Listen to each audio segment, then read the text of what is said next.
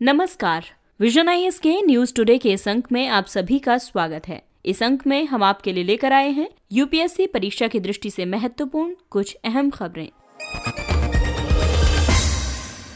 और इस अंक के साथ मैं हूं दिव्या तोमर। इस अंक की सबसे पहली खबर कृषि क्षेत्र से संबंधित है। हाल ही में इफ्को तथा अन्य कंपनियों ने कच्चे माल की कीमतों में बढ़ोतरी के आधार पर उर्वरक के मूल्यों में वृद्धि की है। भारत की सबसे बड़ी उर्वरक निर्माता कंपनी इफ्को लिमिटेड ने उर्वरक के मूल्यों में तीव्र वृद्धि की है। आपको बता दें कि डाई अमोनियम फॉस्फेट के मूल्य में 58.33% की बढ़ोतरी हुई है। डीएपी यानी डाई अमोनियम फॉस्फेट के अलावा एनपीकेज यानी नाइट्रोजन, फास्फोरस, पोटाश और सल्फर, इन सभी उर्वरकों के विभिन्न संरूपणों के लिए नए खुदरा मूल्यों में लगभग 46% से 51.9% तक की वृद्धि की गई है। यदि उर्वरक मूल्यों में वृद्धि के कारणों की बात करें तो आयातित अमोनिया और फास्फोरिक एसिड के अतिरिक्त मूल्य में वृद्धि हुई है। इसके साथ ही उर्वरक के विक्रय को नियंत्रण मुक्त करना भी एक मुख्य कारण है। आइए अब मूल्य वृद्धि के प्रभावों की बात करते हैं। डीजल की कीमतों में वृद्धि की वजह से किसानों के लिए कृषि आगतों की लागत में वृद्धि हो सकती है। इसके अलावा सरकार पर रोपित की जाने वाली फसलों के न्यूनतम समर्थन मूल्य को बढ़ाए जाने का दबाव बनाया जाएगा। इस तरह ये राजकोषीय समेकन को भी प्रभावित कर सकता है। इससे मुद्रास्फीति बढ़ने की भी संभावना है। उर्वरकों की अधिक कीमतें ब्याज दरों को कम रखने के भारतीय रिजर्व बैंक के प्रयास को भी जटिल बना सकती हैं। हालांकि सरकार उर्वरक विनिर्माताओं या आयातकों के माध्यम से किसानों को सब्सिडीकृत मूल्य पर यूरिया और फॉस्फेटिक और पोटाशिक उर्वरकों के 21 ग्रेड उपलब्ध करा रही है। किसानों को यूरिया संवैधानिक रूप से अधिसूचित अधिकतम खुदरा मूल्य पर प्रदान किया जा रहा है। फास्फेटिक और पोटाशिक उर्वरकों के लिए सरकार द्वारा पोषक तत्व आधारित सब्सिडी लागू की जा रही है। पोषक तत्व आधारित सब्सिडी को वर्ष 2010 में आरंभ किया गया था। पोषक तत्व आधारित सब्सिडी के अंतर्गत वार्षिक आधार पर तय की गई सब्सिडी की एक निश्चित राशि सब्सिडीकृत फास्फेटिक और पोटाशिक उर्वरकों के प्रत्येक ग्रेड पर प्रदान की जाती है। ये राशि इन उर्वरकों के पोषक तत्वों पर निर्धारित होती है। ये सब्सिडी भारत सरकार द्वारा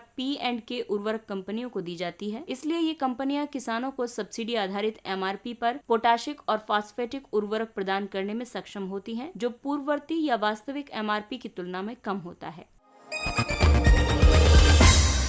अगली खबर न्यायपालिका से संबंधित है। हाल ही में उच्चतम न्यायालय में लंबित मामलों के निपटान के लिए तदर्थ न्यायाधीशों की नियुक्ति का विषय चर्चा में रहा है। केंद्र सरकार ने उच्चतम न्यायालय को सूचित किया है कि संविधान के अनुच्छेद 224A के अंतर्गत उच्च न्यायालयों में तदर्थ आधार पर अतिरिक्त न्यायाधीशों की नियुक्ति न्यायाधीशों की नियमित रिक्तियों को भरने के बाद ही की जा सकती है। उच्चतम न्यायालय ने निरंतर बढ़ते लंबित मामलों की समस्या के समाधान के लिए उच्च न्यायालयों में तदर्थ न्यायाधीशों की नियुक्ति पर केंद्र से अपने विचार प्रस्तुत करने का निर्देश दिया था। इस पर शीर्ष न्यायालय ने यह स्पष्ट किया है कि उच्च न्यायालयों में अस्थायी न्यायाधीशों की नियुक्ति के पीछे मूल तर्क व्यापक स्तर पर लंबित मामलों के जल्द निपटान की आवश्यकता से उत्पन्न हुआ है। इस वजह से इसे नियमित नियुक्तियों के विकल्प के रूप में नहीं समझा जा सकता है। सुप्रीम कोर्ट ने यह भी मत दिया है कि वो लंबित मामलों की संख्या और रिक्ति की स्थिति जैसे मानदंडों पर विचार करके तदर्थ न्यायाधीशों की नियुक्ति के लिए आवश्यक दिशा निर्देश जारी करने पर विचार कर रहा है। राष्ट्रीय न्यायिक डेटा ग्रिड के अनुसार उच्च न्यायालयों के समक्ष 40 लाख से अधिक मामले लंबित हैं। 1 अप्रैल तक उच्च न्यायालयों में न्यायाधीशों की 1080 स्वीकृत संख्या थी, जबकि कुल 411 नियमित न्यायाधीशों के पद रिक्त हैं। तदर्थ न्यायाधीशों अनुच्छेद 127 और 224 तथा 224A उच्चतम और उच्च न्यायालय के लिए तदर्थ न्यायाधीशों की नियुक्ति का प्रावधान करते हैं। अनुच्छेद 127 के अंतर्गत न्यायाधीशों की गणपूर्ति को पूरा करने के लिए भारत का मुख्य न्यायाधीश राष्ट्रपति की पूर्व सहमति से और संबंधित उच्च न्यायालय के मुख्य न्यायाधीश के परामर्श के बाद किसी भी न्यायाधीश को तदर्थ न्यायाधीश के रूप में नियुक्त कर सकता है। वहीं उच्च न्यायालय के कार्यभार में अस्थायी वृद्धि को कम करने के लिए अनुच्छेद 24 और 224A के तहत अतिरिक्त या कार्यकारी न्यायाधीशों को 2 वर्ष या 62 वर्ष की आयु तक के लिए नियुक्त किया जा सकता है।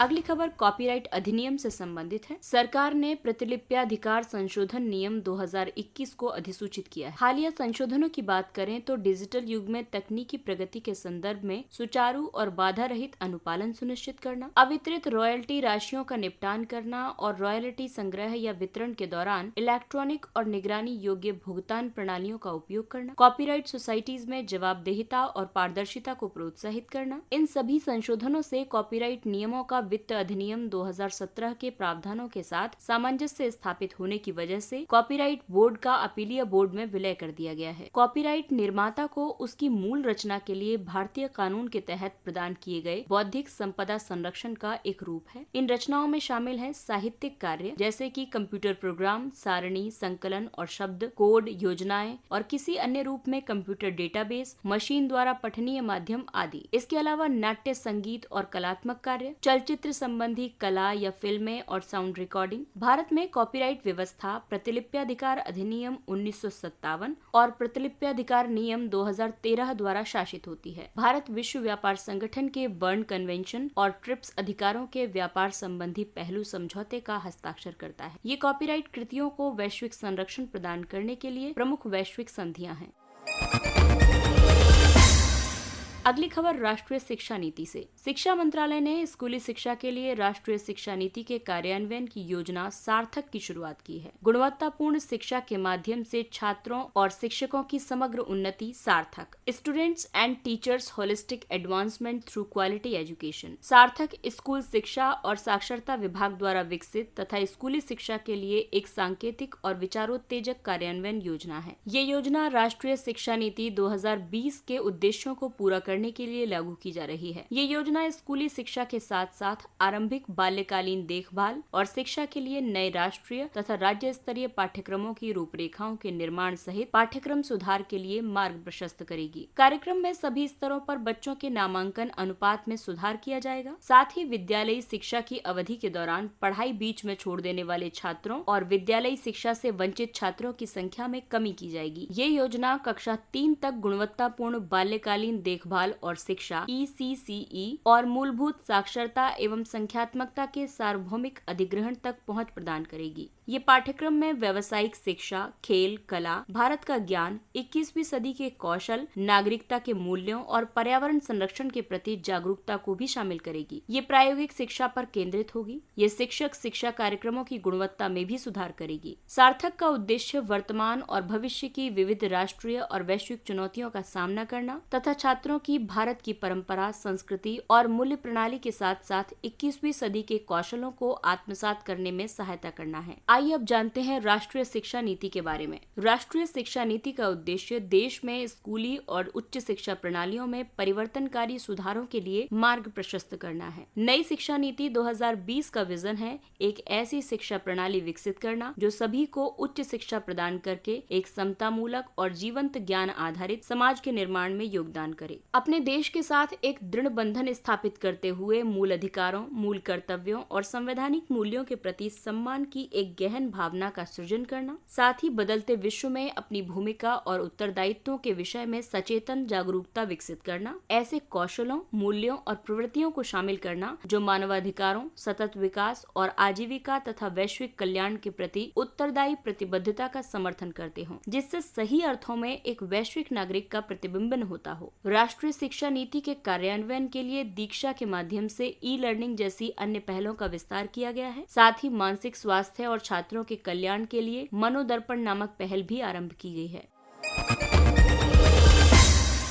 अगली खबर जल जीवन मिशन से। जल जीवन मिशन के अंतर्गत वर्ष 2021-22 के लिए राज्यवार योजना निर्माण का कार्य शुरू हुआ। 100% घरों को जलापूर्ति के लिए नल कनेक्शन उपलब्ध करवाने और समग्र पेयजल सुरक्षा प्राप्त करने के लिए राज्यों या संघ शासित प्रदेशों द्वारा राज्य कार्य योजना तैयार की गई है। ये जमीनी स्तर पर एक निर्धारित समय सीमा में योजना को आरंभ करने, सुचारू रूप से लागू और पूरा करने के साथ परिपूर्णता प्राप्त करने के लिए बनाई गई है। ये नई योजनाओं या पुनः संयोजित योजनाओं की संख्या के बारे में विस्तृत जानकारी वाला मास्टर प्लान है। पारदर्शिता लाने के लिए एक जल जीवन मिशन डैशबोर्ड विकसित किया गया है। इसमें योजना के कार्यान्वयन की ऑनलाइन प्रगति और घरों में नल से जल की आपूर्ति का स्टेटस सार्वजनिक डोमेन में प्रस्तुत किया जाता है। वर्ष 2021-22 में ग्रामीण घरों में नल के माध्यम से जलापूर्ति सुनिश्चित करने के लिए देश में 1 लाख करोड़ रुपए से अधिक का निवेश करने की योजना बनाई गई है। जल जीवन मिशन वर्ष 2019 में आरंभ किया गया था। इसका उद्देश्य वर्ष 2024 तक प्रत्येक ग्रामीण परिवार को कार्यशील घरेलू नल कनेक्शन प्रदान करना है। जल जीवन मिशन में शामिल शामिल घटकों में शामिल हैं गाँव में ही पाइप द्वारा जलापूर्ति अवसंरचना का विकास करना, जल आपूर्ति प्रणाली को दीर्घकालिक स्थिरता प्रदान करने के लिए विश्वसनीय पेयजल स्रोतों का विकास करना या मौजूदा स्रोतों का संवर्धन करना, ग्रे वाटर यानी घरेलू गैर मल अपशिष्ट जल का प्रबंधन, उपयोगिताओं, जल गुणवत्ता प्रयोगशालाओं, जल गुणवत्ता परीक्षण और निगरानी, अनुसंधान एवं विकास, ज्ञान केंद्र आदि का विकास करना और समुदाय की क्षमता का निर्माण करना।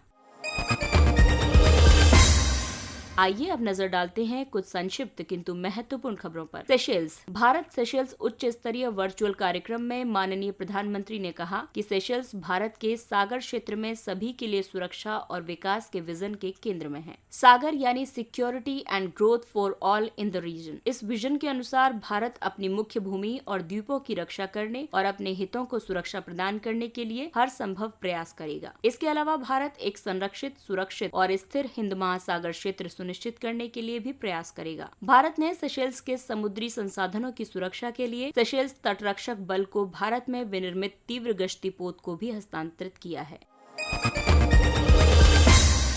अंतर्राष्ट्रीय मौद्रिक और वित्तीय समिति। वित्त मंत्री ने अंतर्राष्ट्रीय मुद्रा कोष की अंतर्राष्ट्रीय मौद्रिक और वित्तीय समिति की बैठक में भाग लिया। अंतर्राष्ट्रीय मुद्रा और वित्तीय प्रणाली के पर्यवेक्षण एवं प्रबंधन पर IMF के बोर्ड ऑफ गवर्नर्स को परामर्श देती है और रिपोर्ट करती है। साथ ही ये प्रणाली को अवरुद्ध करने वाली घटनाओं के प्रकटीकरण के प्रति अनुक्रियाओं पर भी रिपोर्ट प्रस्तुत करती है। हालांकि IMFC के पास औपचारिक निर्णय लेने की शक्तियां नहीं है, इसके बावजूद व्यवहार में ये रणनीतिक दिशा प्रदान करने के लिए एक महत्वपूर्ण साधन बन गई है। IMFC में 24 सदस्य हैं। ये सदस्य देशों के केंद्रीय बैंक के गवर्नर या मंत्री होते हैं। ये निकाय वर्ष में 2 बार अपनी बैठक आयोजित करता है। क्वेसर्स सुदूरवर्ती आकाश गंगाओं के अत्यधिक प्रदीप्त पिंड होते हैं जो विशालकाय ब्लैक होल से ऊर्जा प्राप्त करते हैं। ये ब्रह्मांड की विस्तार दर को निर्धारित करने और अन्य रहस्यों जैसे कि डार्क मैटर के बारे में भी जानकारी प्रदान कर सकते हैं। हाल ही में वैज्ञानिकों ने ऐसे क्वेसर्स की खोज की है जो प्राकृतिक रूप से पाए जाने वाले कॉस्मिक लेंस द्वारा घिरे हुए हैं और 4 समान छवियों में विभाजित हैं। क्वेसर की एकल छवि 4 में विभाजित है। म्यूऑन्स। हाल ही में म्यूऑन G2 प्रयोग से स्पष्ट हुआ है कि म्यूऑन्स नामक मूलभूत कणों का व्यवहार कण भौतिकी के मानक मॉडल से पहले से उल्लिखित पूर्वानुमानों से अलग है। ये प्रयोग US डिपार्टमेंट ऑफ एनर्जी द्वारा संपन्न किया गया है। स्टैंडर्ड मॉडल एक कठोर सिद्धांत है। ये मॉडल 6 प्रकार के क्वार्क्स, 6 लेप्टन्स, हिग्स बोसॉन, 3 मूलभूत बलों और विद्युत चुंबकीय बलों के प्रभाव में उप परमाणु कणों के व्यवहार संबंधी नियमों का निर्धारण करता है। म्यूऑन एक उप परमाणु कण है और इसे लेप्टन जो कि प्रारंभिक कण होते हैं उनमें से एक के रूप में वर्गीकृत किया गया है। ये इलेक्ट्रॉन से लगभग 200 गुना बड़े होते हैं और अत्यधिक अस्थिर है। ये सेकंड के 1 अंश तक ही अस्तित्व में रहता है। B.1.617 भारतीय कोरोना वायरस के डबल म्यूटेंट स्ट्रेन को B.1.617 नाम दिया गया है। जब विषाणु के 2 उत्परिवर्तित वेरिएंट मिलकर एक तीसरा वेरिएंट बनाते हैं तब दोहरा उत्परिवर्तन यानी डबल म्यूटेशन होता है। एक सूचना के मुताबिक भारत में कोरोना का जो वेरिएंट पाया गया है वो E484Q और L452R वेरिएंट का संयोजन है। वर्तमान में डबल म्यूटेंट वेरिएंट के नए नमूनों पर जीनोम अनुक्रमण निष्पादित किया जा रहा है। इसके साथ ही ये अंक समाप्त होता है। अगले अंक में फिर मुलाकात होगी कुछ अन्य महत्वपूर्ण खबरों के साथ, लेकिन तब तक के लिए विजन IAS की पूरी टीम आपसे अपील करती है कि दवाई भी और कड़ाई भी के मंत्र को याद रखें, मास्क पहनें, हाथ और मुंह साफ रखें और 2 गज दूरी का पालन करें। और अब हमें दीजिए इजाजत। नमस्कार।